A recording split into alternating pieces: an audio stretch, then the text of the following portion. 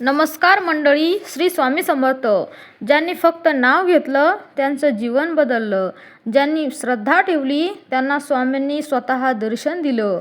आज आपण जाणून घेणार आहोत त्या दिव्य शक्तीबद्दल जे अजूनही जिवंत आहेत आपल्या भक्तासाठी. श्री स्वामी समर्थ. श्री स्वामी समर्थांविषयी माहिती. श्री स्वामी समर्थ हे महाराष्ट्रातील अक्कलकोट येथे प्रगट झालेले महान संत आणि दत्ता अवताराचे अवतार मानले जातात. त्यांचा काळ साधारण 19व्या शतकातला मानला जातो. भिऊ नकोस, मी तुझ्या पाठीशी आहे. हा त्यांचा संदेश आजही लाखो लोकांच्या भक्तांच्या जीवनाला दिशा देतो. जन्म अज्ञात, अद्भुत प्रगट स्थान अक्कलकोट, महाराष्ट्र. संदेश श्रद्धा, सबुरी, नामस्मरण, पुण्यतिथी चैत्र वैद्य त्रयोदशी. त्यांच्या लीलांनी असंख्य लोकांचे जीवन बदलले आहे. आजही लोक त्यांच्या समाधीस्थळी जाऊन अनुभव घेतात. श्री स्वामी समर्थ यांच्या पुण्यतिथीचा दिवस हा अत्यंत पवित्र आणि भावनिक असतो. हा दिवस भक्तांसाठी स्मरण, कृतज्ञता आणि श्रद्धा व्यक्त करण्याचा असतो. तुम्ही हा दिवस घरी किंवा मंदिरात अत्यंत साध्या पण भावपूर्ण पद्धतीने साजरा करू शकता. मंडळी, स्वामी समर्थांची पुण्यतिथी कशी साजरी करावी? पहाटे लवकर उठून स्नान व स्वच्छता. घरी आणि पूजास्थळ स्वच्छ ठेवावी. शक्य असल्यास नवीन किंवा स्वच्छ कपडे परिधान करावेत. मन शांत आणि सकारात्मक ठेवण्याचा प्रयत्न करावा. स्वामींची पूजा व अभिषेक स्वामींचा फोटो किंवा मूर्ती समोर ठेवावी. फुले, हार, चंदन, अक्षता अर्पण कराव्यात.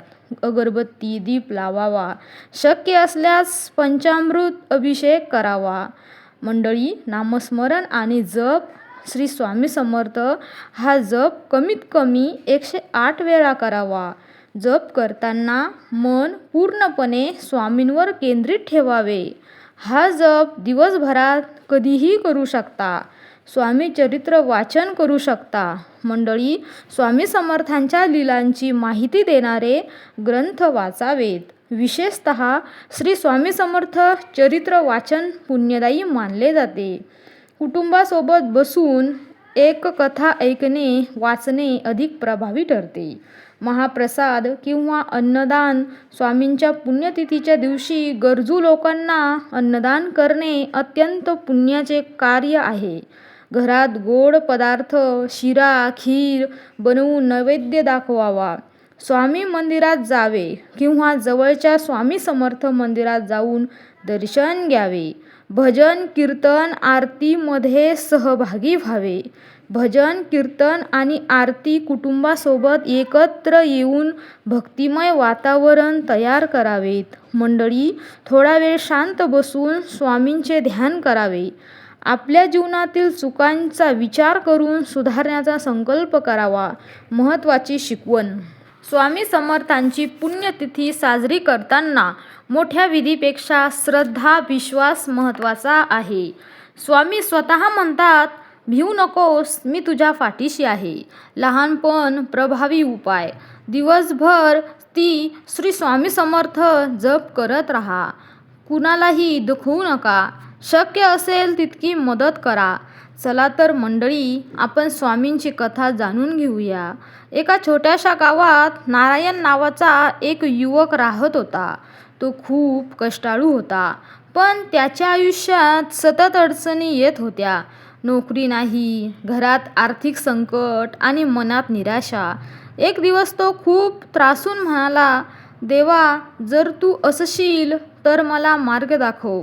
त्या रात्री त्याला स्वप्न पडलं. मंडळी, तेजस्वी पुरुष, मोठा दाढीधारी, डोळ्यात अपार करुणा. ते म्हणाले, भिऊ नकोस, मी तुझ्या पाठीशी आहे. नारायण जागा झाला. त्याला समजलं नाही काय झालं, पण मनात एक शांतता होती.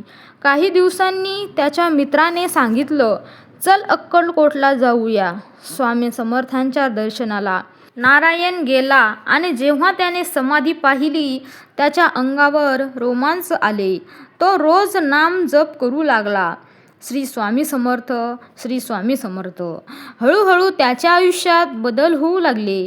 त्याला नोकरी मिळाली. घरातील समस्या दूर झाल्या.